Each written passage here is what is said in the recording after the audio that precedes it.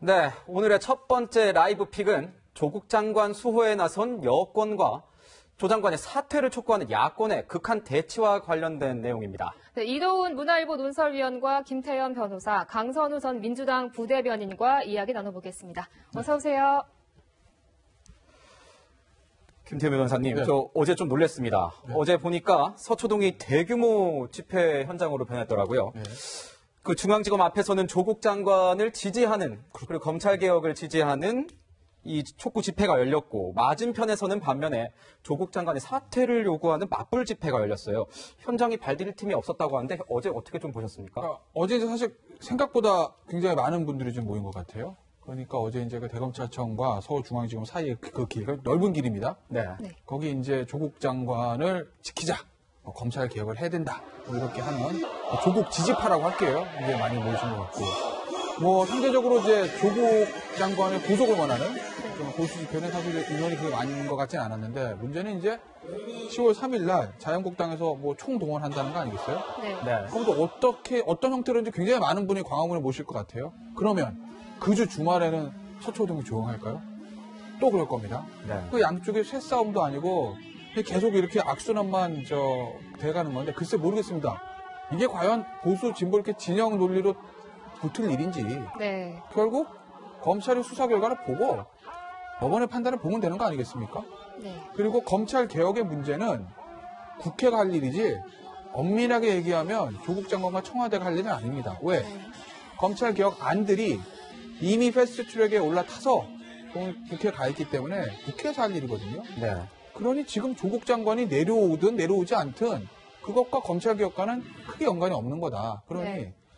검찰 개혁 이퀄 조국 장관 사퇴, 이거는 등식이 안 된다는 거예요. 조국 장관 있건 말건 검찰 개혁은 검찰 개혁 때 하는 거고, 조국 장관의 수사는 수사를 하는 겁니다. 그러니까 검찰 개혁을 해야 되니까 조국 장관 수사를 중단하고 조국 장관 지키자, 이건 논리적으로 성립하지 않는다는 거죠. 그렇군요. 네, 말씀하신 대로 어제 이 중앙지검 앞 집회에 많은 사람들이 모였는데 여당 인사들도 대거 참석을 했습니다. 조 장관과 문 대통령을 지켜야 한다고 했는데 먼저 그 목소리 듣고 이야기 이어가겠습니다. 여러분, 조국이 울고 있습니다. 조국에게 힘이 되어주시겠습니까? 조국은 무죄입니다. 조국에 따른 아빠백으로 뒷문으로 시험 치지 않고 학교를 간 것이 아니라 공부를 잘한 모범생, 우등생이었습니다. 목숨을 걸고 문재인 대통령을 지키는 것이 대한민국 민주주의를 지킨 것이다. 문재인 대통령을 흔드는 정치검찰을 개혁하는 것이 우리 민주주의를 지킬 것이다, 이렇게 생각합니다. 이제 윤석열 검찰총장은 스스로 정치검찰을 부상이라고 내려와야 한다, 여러분 생각합니다. 네, 이도훈 의원님, 네. 여당 인사들이 조 장관을 지켜야 한다, 이 의지가 정말 강해 보이네요. 그러니까 어제 시위는 이제 민주당이 당 차원에서 공식적으로 주최한 그 집회는 아니죠. 네. 그러니까 집회에 이제 민주당 의원들이 개인적으로 참여하는 형식이 됐습니다. 그런데 어제 생각보다 굉장히 많은 분들이 나왔기 때문에 네. 그분들이 주장하는 목소리 또한 국민의 목소리이니까 들어야 하고, 아마 검찰 개혁과 관련된 여러 가지 메시지를 전달했으니까 그 부분은 받아들여야 될 점은 받아들여야 될 것 같습니다. 그런데 네. 또 그 시위에는 이제 몇 가지 저희가 한번 생각해 볼 점, 짚어봐야 될 점도 있을 것 같은데, 네. 첫째는 그 검찰에 대한 저런 그 국민들의 직접적인 압박이라는 것이 과연 바람직한가? 검찰 개혁이라는 것이 가장 중요한 게 권력으로부터의 독립인데, 네. 일정한 그 진영, 일정한 정치 성향을 가진 분들이 저렇게 집단적으로 압박한다면, 네. 검찰이 정치적으로 독립하는 데 있어서 굉장한 장애가 되지 않는가? 이런 우리가 의구심을 가질 수 있게 되고, 네.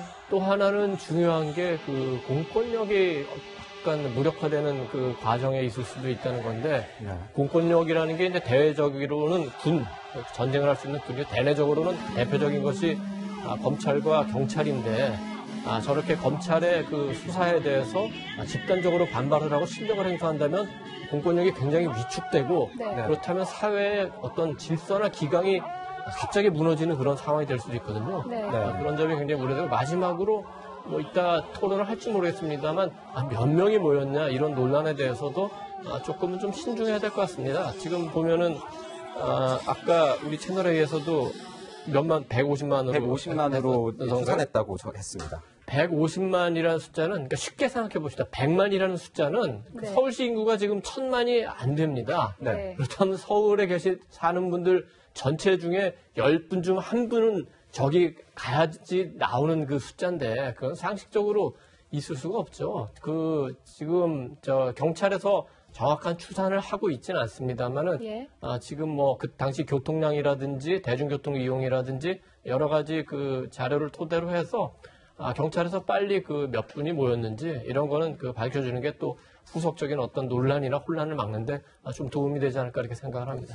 강선우 대변인님 어제 좀 어떻게 보셨습니까? 이 촛불 집회 150만 명이나 모였다고 이제 추산된다고는 네. 하는데. 네. 저는 뭐 공권력의 어떤 무력화나 그런 거와는 좀 별개로 보고 싶습니다.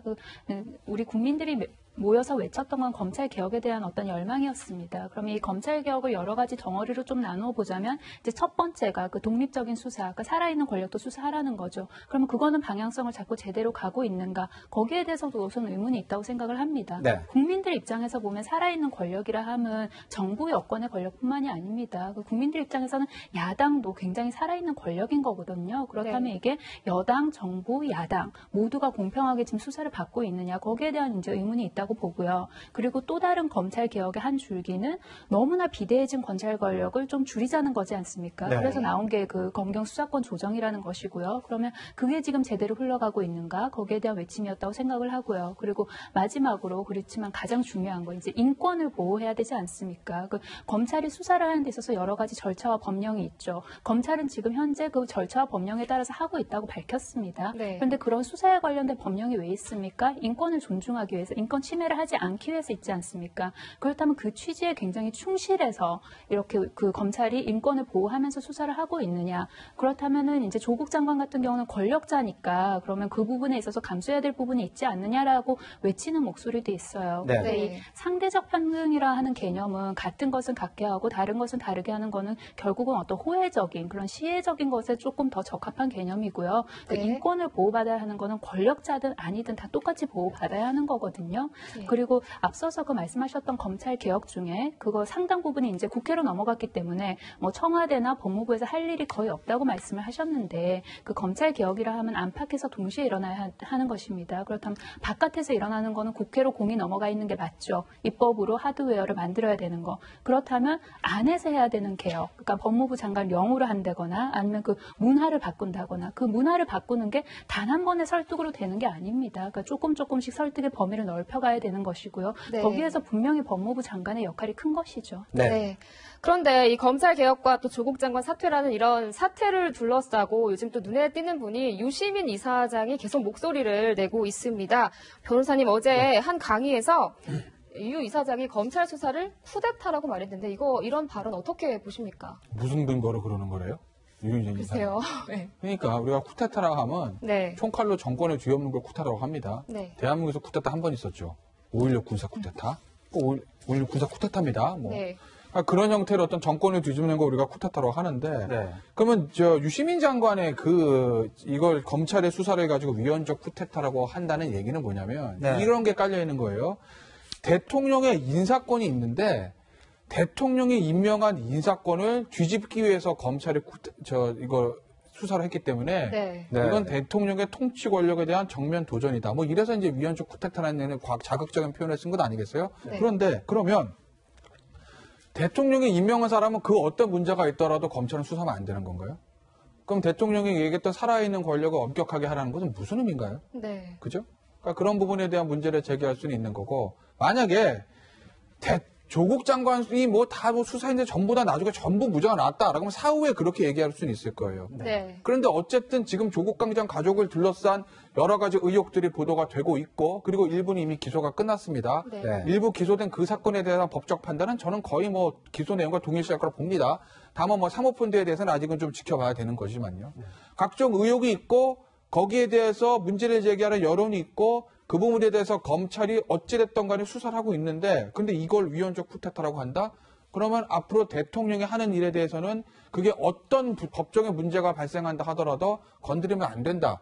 이게 조국 장관이 얘기하는 죄송합니다. 유시민 이사장이 얘기하는 민주주의의 본질인지 네. 그 부분 저는 문제를 좀 제기하고 싶습니다. 그렇군요. 그 유 이사장은 이렇게 뭐 구테타 뭐 이렇게까지 얘기를 했는데 정의당에 탈당계를 냈다가 이제 철회한 진중권 교수 같은 경우에는 조 장관 사태에 대해서 이제 진영 논리가 아니다. 이제 공정성과 정의 문제라고 정리를 했는데 이 위원님께서는 어떻게 보십니까? 그러니까 진중권 교수는 우리 진보 진영을 대표하는 지식인 어떤 논객 가운데 한 분이죠.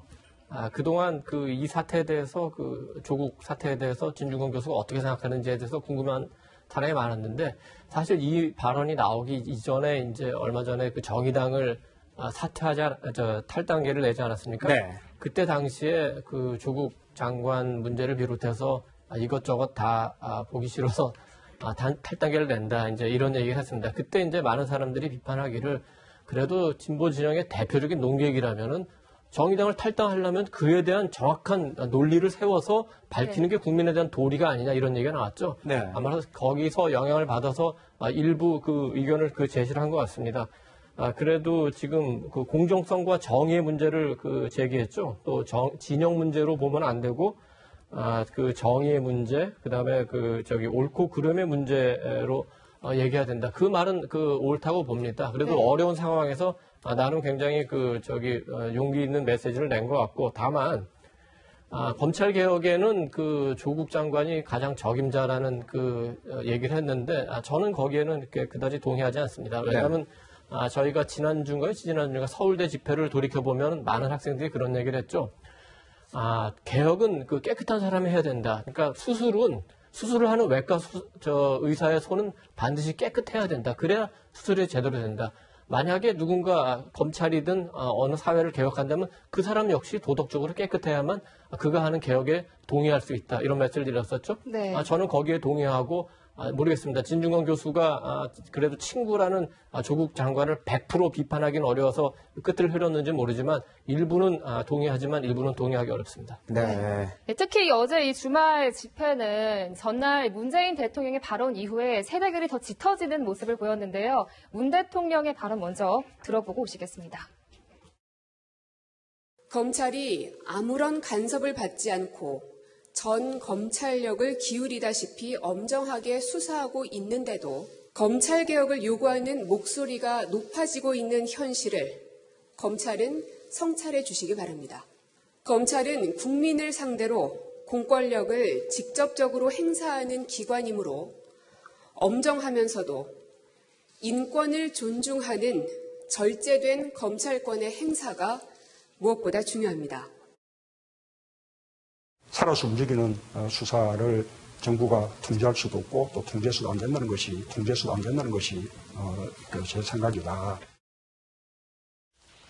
근데 이렇게 보면 이게 수사가 한창일 때 대통령이 발언하는 건 좀 외압 논란이 나올 수도 있을 것 같습니다. 이제 검찰에 경고하는 듯한 이날의 발언에 대해서 대변인 좀 어떻게 보십니까?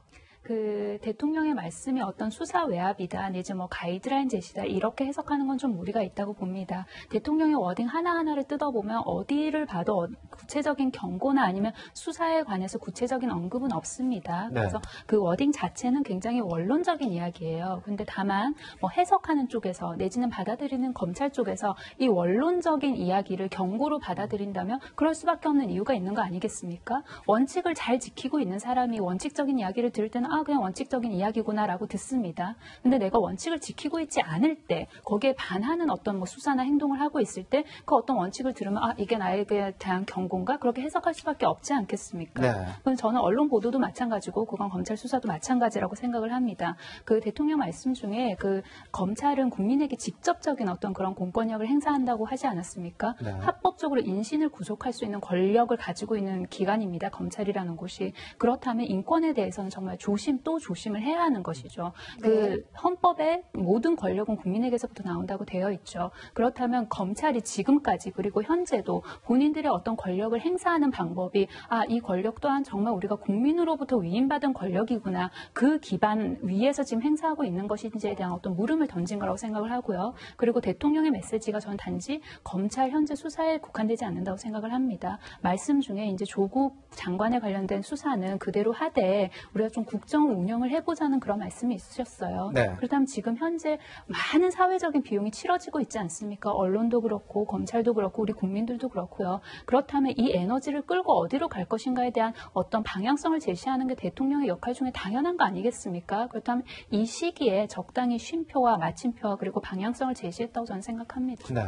네, 대통령 발언은 예. 되게 중요한 메시지이기 때문에 조금 더 한번 짚어볼 필요도 있을 것 같습니다. 네. 네. 제가 보기에는 한 3가지 기본적인 그 메시지를 던졌습니다. 첫째, 검찰 수사에 대한 불만을 표시한 건 맞는 것 같습니다. 대통령께서 검찰권 행사 방식, 그다음에 수사 관행, 인권 존중, 절제된 검찰권 행사 이런 용어를 쓴 거는 검찰의 수사에 대한 불만을 표시한 걸로 봐야 되겠고요.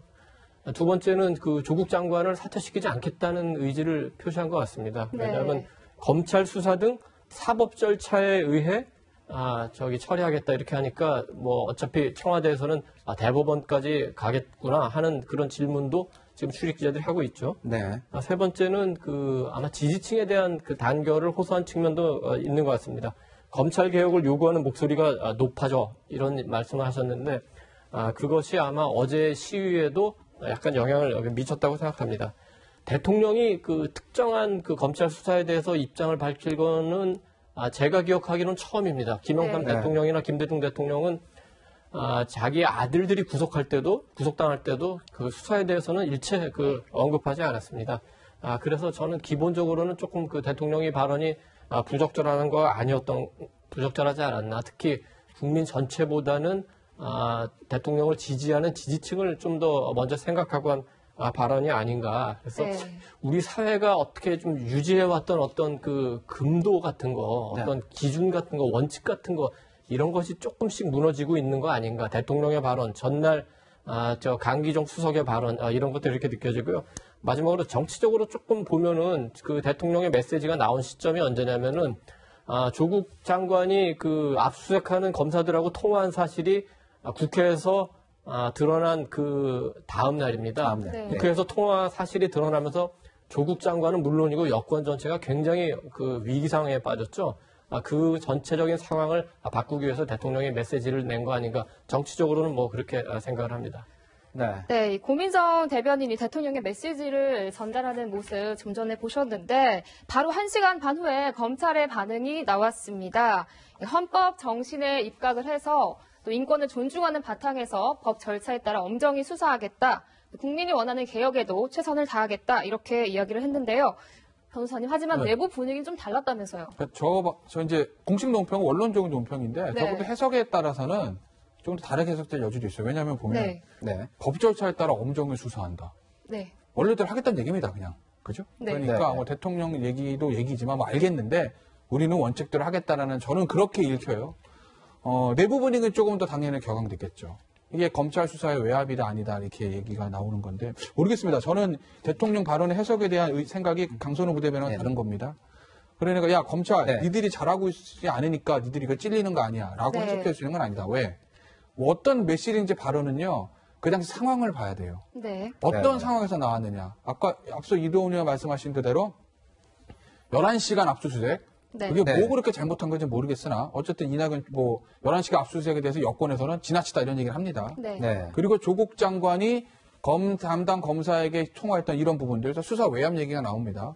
이런 상황에서 대통령이 외국에 갔다 오시자마자 첫 번째 한 얘기가 인권을 존중하는 절제된 검찰권의 행사를 주문했다는 얘기는 살살 하라라고 읽혀줄 수밖에 없는 거죠. 그렇다고 보면 수사를 하는 검사 입장에서 보면 본인이 스스로 인권 침해한 수사를 하지 않았다고 하더라도 이거 좀 브레이크 걸라는 건데 라는 걸 익힐 수밖에 없는 거고 그렇다고 보면 그 수사팀은 내부적으로는 반발할 수밖에 없죠. 왜? 이도훈 의원 말씀하신 대로 역대로 이런 적이 없었거든요. 본인의 아들이 잡혀 들어가는 순간에 있어서도 검찰 수사에 대해서는 얘기를 하지 않았던 것이 대통령 관례라고 보면 그러면 문재인 대통령의 수사에 대한 언급은 그게 원론적인 얘기다라고 좋게 포장한다 하더라도 시점과 상황이 굉장히 부적절했다. 그렇게 되면 검찰 내부적으로는 반발 분위기가 있을 수밖에 없다. 다만 대통령과 장관이 인사권을 가지고 있는 사람들이기 때문에 검사들로서는 그게 좀 걱정되고 두렵기 때문에 대놓고 불만을 표출하기 어렵겠죠. 네. 조국 장관하고 이 검찰 수사팀장의 전화 통화가 이 사건의 발단이 된 것처럼 보이는데 조 장관은 이제 수사팀장과 통화는 인정하면서도 잘못은 아니라는 입장입니다. 우선 조 장관의 입장을 좀 들어보시죠. 직권남용 직접 인정하십니까? 수사관 전화하면 수사관이 압박 느낄 거라 생각 못 하셨습니까? 압수수색 당시 통화하시면서 신속하게 하라는 취지의 말씀 여러 번 하셨습니다. 어제도 말씀드렸습니다. 그거는 제가 장관으로서 압수수색에 개입하거나 관여한 것이 아니라 남편으로서 아내의 건강을 배려해달라고 부탁을 드린 것입니다. 이거는 인륜의 문제입니다. 네, 조국 장관 인륜의 문제라고 했는데 한국당에서는 이게 직권남용죄를 주장하고 있어요. 조 장관 측은 보신 대로 문제가 없다. 근데 법무부 장관과 조국과 법무부 장관인 조국과 가장인 조국 이런 상황에서 어떤 게 더 우선시돼야 된다고 보십니까? 당시에 그 통화를 우리가 되짚어 보면은 그 조국 장관이 장관입니다 하고 통화를 시작했고 그 전화를 받은 그 특수위부 검사는 특수위부 어느 검사입니다라고 관등성명을 댔죠. 네. 그 순간 저 통화는 그 공적인 통화가 된 거겠죠. 그렇게 되면은 지금 그 현행법을 위반했을 소지가 굉장히 크고 그 법무부 장관은 그 특정 사건에 대해서 검찰총장을 통해서 서면으로만 지휘할 수 있도록 되어 있습니다. 네. 검찰청법 8조죠. 거기 위반 소지가 있고 그다음에 직권남용, 그 업무방해 그리고 수사와 관련해서 어떤 청탁을 하게 되면은 그건 김영란법 위반입니다. 그래서 그 범법의 위중함이 어느 정도 중하냐. 네. 이거는 이제 따져볼 측면이 있지만 그 법을 위반한 거는 분명해 보입니다. 그렇다면은 대단히 적절치 않고 이 문제는 이제 또 법적으로 따져봐야 되겠습니다. 인륜을 얘기했고 인륜이라고 얘기했죠. 다음날 주광덕 의원, 그 다음에 이용주 의원 이런 분들이 문제를 제기하니까 분명히 조국 장관은 후회스럽다 하지 않았으면 좋겠다고 잘못을 인정했는데 그 다음날 아침 출근길에서는 또 인륜의 문제라고 얘기했었죠. 근데 조국 장관이 인륜의 문제를 거론하는 거는 그렇게 맞지 않는 것 같습니다. 첫째는 저 행위는 그 가족, 남편으로서라기보다는 법무부 장관으로서 통화가 이루어졌고 둘째는 지금 조국 장관이 그동안 답변한 거, 그다음에 여권 주변에서 나오는 얘기들을 종합해 보면은 부인인 정경심 교수가 설사 기소되고 구속되더라도 본인은 그냥 그 법무부 장관을 유지하겠다는 지금 취지 아닙니까? 네. 그거는 인륜하고는 그다지 맞는 것 같지는 않습니다. 인륜이라 하면은 자기 가족, 아내, 아들, 딸을 먼저 챙기는 거고 만약에 인륜을 중시한다면은 과감하게 법무부 장관직을 버리고 지금 심신이 미약해진 아내와 아들, 딸을 챙기는 게 우선이 아닐까 그렇게 생각이 됩니다. 네, 강 대변인님은 어떻게 보세요? 앞서 대정부 질문에서 이낙연 총리도 부적절한 통화였다고 이야기를 했고 조국 장관 본인도 후회한다. 그리고 앞으로 만약에 이런 일이 또다시 있으면 하지 않겠다는 그런 이야기를 했어요. 일단 저는 거기서 일단락 됐으면 어땠을까라는 생각을 합니다. 이게 지금 잘했다는 게 아니지 않습니까? 부적절했고 그리고 후회하는 일이긴 하지만 거기에서 그냥 일단락 됐더라면 더 논란이 확산되지는 않았을 거예요. 근데 자유한국당에서 이걸 고발을 했죠. 그럼 또다시 서초동으로 갔습니다. 그럼 여러 가지 사실관계가 다퉈지지 않겠습니까? 그리고 그 당시 검사가 정말로 외압을 느꼈고 이게 수사의 부당한 압력이라고 생각했다면 전 아마도 보고를 했을 것 같아요. 이러한 일이 있었다. 근데 지금까지 밝혀진 걸로 봐서 그런 체계는 없었던 것 같거든요. 그래서 그 수사하는 검사가 그 당시 그 간단한 통화를 하고 정말로 외압을 느꼈는지 그건 조금 더 따져볼 일이라는 생각이 들고요. 그리고 앞서서 그 대통령 메시지도 그렇고 관련해서 이제 시점과 상황 아무리 내용은 원론적이지만 그거에 따라서 달라질 따진다고 말씀하셨잖아요. 네. 그 조국 장관이 이제 법무부 장관을 취임하고 나서 피의 사실 공표나 아니면은 그 피의자가 포토라인에 서는 거 관해서도 뭔가 좀 개정을 하려다가 미뤘잖아요. 시기가 적절하지 않다는 이유로. 그렇다면 그 본질이나 컨텐츠가 시기 때문에 바뀐다고 우리가 가정을 하고 그리고 그거에 기반해서 비판을 한다면 저는 검찰 수사 또한 똑같은 비판을 받아야 된다고 생각을 합니다. 검찰이 수사를 하는 거 맞죠. 증거에 따라서. 그렇다면 그들이 대대적인 압수수색을 했던 시점, 그리고 정경심 교수를 기소했던 시점, 그리고 대통령이 순방을 가고 나서 법무부 장관의 집을 압수수색했던 시점, 그것도 어떻게 보면 본질 자체는 그냥 수사를 하는 거예요. 근데 시기로 비판을 하자면 그것도 굉장히 정치적인 행위라고 비판을 받을 수밖에 없거든요. 그렇다면 그 비판의 잣대를 똑같이 검찰에게도 들이대야 된다고 생각합니다. 네, 조국 장관을 둘러싼 정치권의 대립 다뤄봤습니다.